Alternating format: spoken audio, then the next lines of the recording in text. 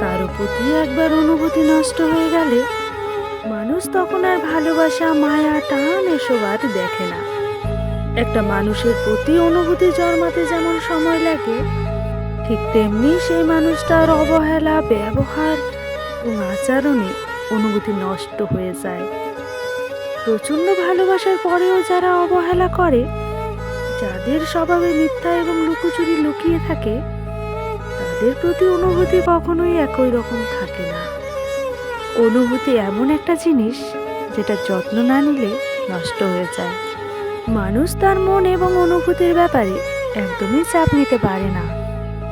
মানুষ যেখানে সম্মান পায়, যত্ন এবং গুরুত্ব পায়, ভালোবাসা এবং আদর পায়, সেখানেই সে নিজেকে রাখতে চায়।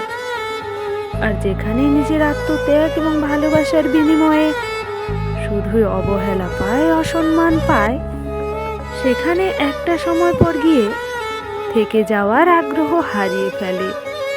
সম্পর্ক যখন অসম্মানের কারণ হয়ে দাঁড়ায়, যখন মানসিক যন্ত্রণার কারণ হয়ে দাঁড়ায়, মানুষ তখন আর ভালোবাসা, মায়া, টান এসব আর দেখে না, সম্পর্ক থেকে মুক্তি চায়।